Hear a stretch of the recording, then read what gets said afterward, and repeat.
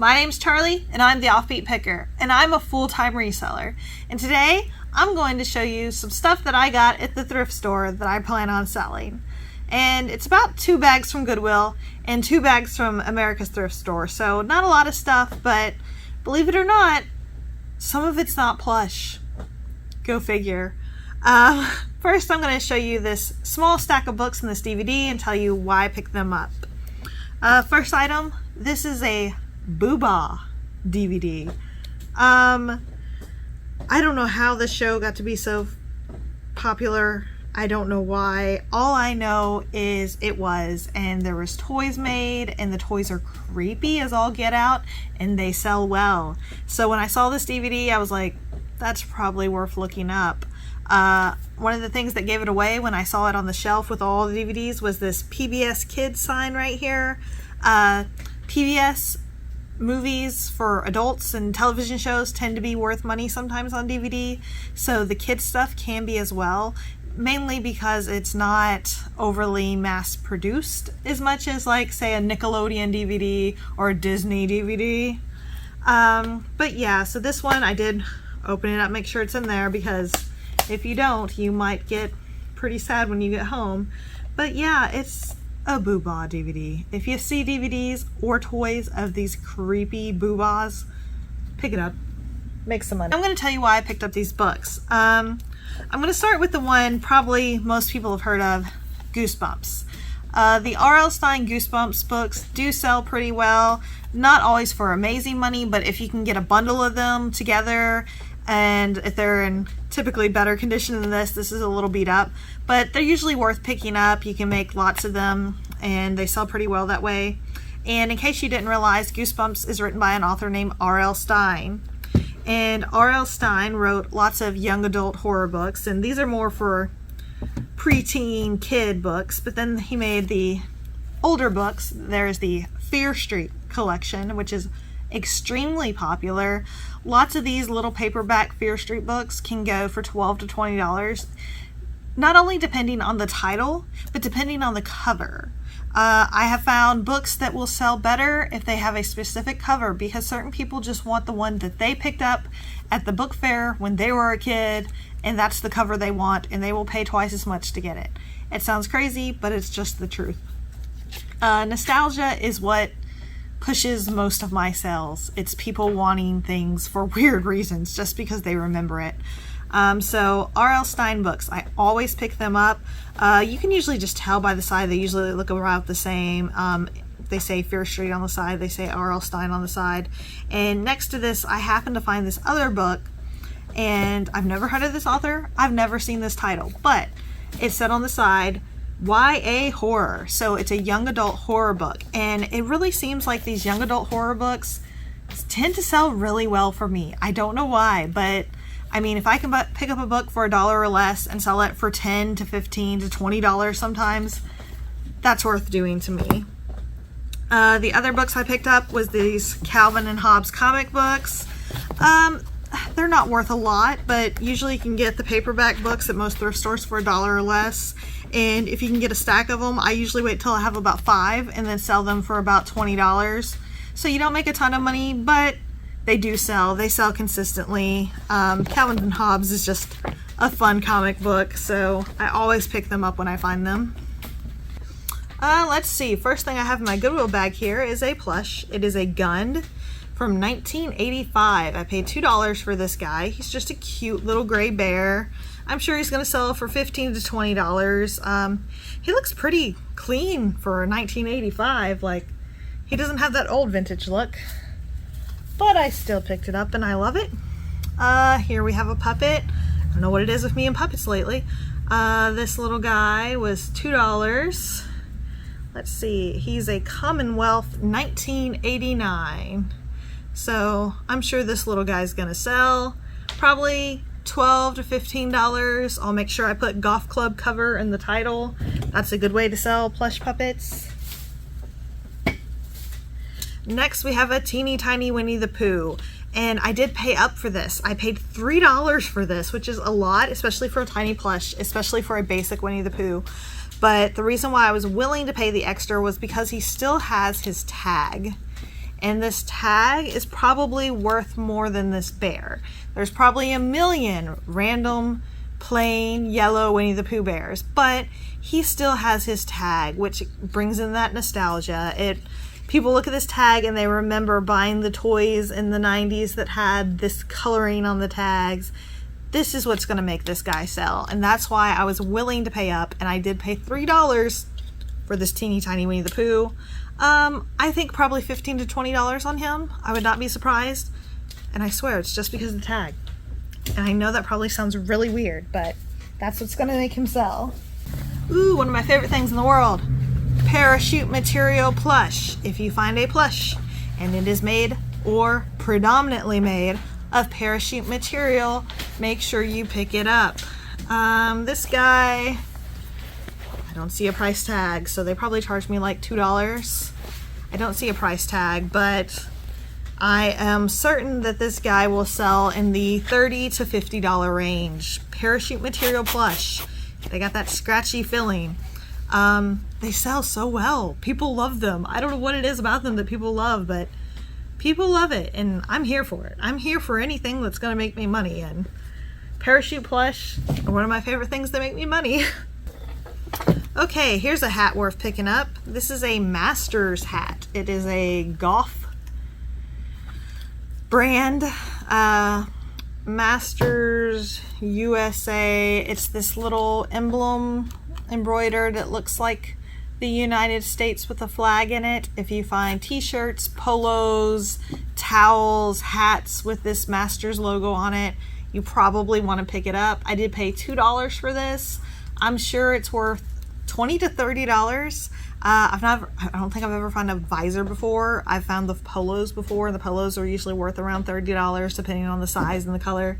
So this looks like brand new condition, honestly. So I would not be surprised if it goes for good money. So how many times can I say so? If you see the Masters logo, pick it up. This is a Disney Parks hat. It is a youth hat. I wish this was an adult hat. I would keep this in a second. It is such a cool hat. It's just got like this angry Mickey Mouse face, and it's black and red. Very nice colors. It was $2. I don't pick up a lot of kids hats because they don't sell for as much as the adult hats, of course, but this one was just amazing. The bill on the other side, the fact that it's an actual souvenir from the theme park. I'm sure I can get $15 to $20 for this hat. Really wish it fit my big head though. I would keep that in a heartbeat. I do always look through the blankets when I go to Goodwill or any thrift store. This is a Bratz blanket. If you're familiar with the Bratz dolls, all things Bratz sell. If you haven't been on a toy aisle recently, then you might not know they have started making Bratz dolls again because they were so popular, and they've started making them over again. This throw has some damage, but it does look like it should sell in the $20 to $30 range, and I only paid $2 for it. And I know people collect Bratz merchandise, so I know it'll sell. So even though it's a little beat up, it was worth picking up for $2. Okay, I think the last thing in there to sell is this Michigan hat. I just bought it because it's new. It's Michigan. It was $2. I figured, hey, it'll sell. Probably cheap, but it'll sell. Now let me show you what I got at the America's Thrift Store. Most of the things I bought there were grab bags, which I do plan on making haul videos with those for my grab bag series, so I'm not going to be showing all of those to you today. I did buy this oversized pound puppy. I find the small ones a lot, and they sell very consistently. People love pound puppies. This is a 2021 version, so it is a repro, but it's still so cute. I'm sure it'll sell in the $16 to $20 range, and I did pay $4 for this, which is a lot. But I just can't leave pound puppies behind. I don't know what it is. I think it's because I love dogs so much. I can't leave a dog behind.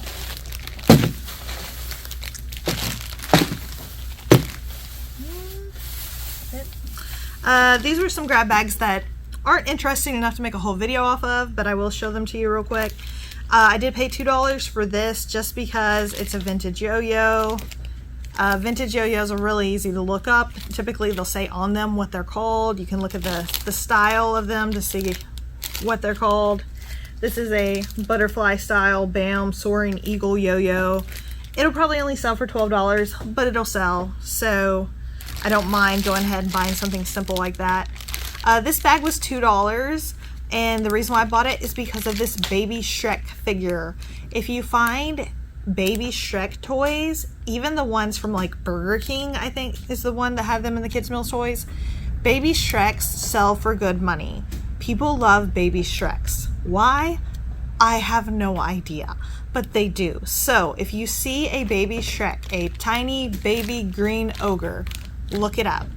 This is just a talking, interactive, battery operated toy, and I can probably get around $30 for this weird little baby ogre.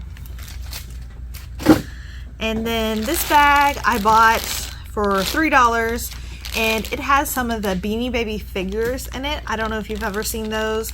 They've got a tiny little red tie heart. I'll have to put a picture up close so you can see them better. But they've got tiny red tie hearts in the corner like a Beanie Baby would, but they're figures. They come in mystery boxes. Some of them do sell for pretty good money. I am keeping these for my personal collection, but it is something that you could keep an eye out for if you're looking in grab bags or looking through boxes of small toys, just things to sell. Last little bag of stuff. We have a Plush, go figure. They left the clip on it. I guess I got a free hanger. This was $4, which is a lot to pay for a plush again, but it is a Wizarding World of Harry Potter. It's a Gryffindor lion. I think it's kind of ugly, but I think it'll sell, so that was worth picking up for $4. This Coca-Cola cup is for my personal collection. It was only $2, but it's a different color than what you normally find Coca-Cola stuff in. So this is the kind of thing that you could look for, that you can find cheap at a yard sale, that will sell for probably $15 to $20 just because it's a weird color. Lots of people collect Coca-Cola stuff, and you're not going to find pink Coca-Cola stuff, so I would consider that a rare piece. I did get this one tie to buy. My father would hate this tie. If he watches this video, he's going to call me and say, oh my god, I can't believe you bought that. But I will buy a lot of things that will make me money, even if I'm supposed to hate it. This is a Gators, Florida Gators tie. It's just really nice quality, good subject matter for a tie. I did pay $2 for it, but I am sure I can get 15 to 20 for it, so had to pick that up, even if I'm not supposed to own that. I did also pick up this Winnie the Pooh tie for $2. It's vintage. You can tell by the purple and blue, just like the Winnie the Pooh I had a minute ago, that classic vintage tag. I couldn't say no to a Winnie the Pooh tie. I might make my husband wear that. It would be funny. And the last item I have, a very random item. This is just a 5-star wired notebook in a folder. And it was $4, which again is a lot to pay for. I don't like to buy things that cost more than $2, if I'm being honest. Like $2 and below, that's the price range I like to stick with. But this was a vintage school supply. Vintage school supplies always sell for good money. It's just this weird thing. It's the nostalgia, guys, I'm telling you. Pencils, spirals, notebooks, backpacks. If it's from the 90s or the 80s, people are looking for it. They remember it and they want it again. So because this is a 5-star vintage product, 5-star still makes school supplies, but the vintage ones are still desirable for some reason. So I did pay $4 for this, and I think you could sell it in the $20 to $30 range. And I know that sounds absurd, and it is absurd, but I'm telling you guys, people buy weird stuff. I buy weird stuff. I collect a lot of stuff, so I cannot judge what other people collect. So yeah, that was a different kind of haul than I normally have. I know 90% of what I buy is Plush, so at least this had some interesting things besides Plush, I guess. I hope you learned something. I hope you saw something that's going to make you money, that you now will pick up, that you didn't know about before. And I hope you subscribe because you want to see more of these haul videos. Till next time, guys. Bye.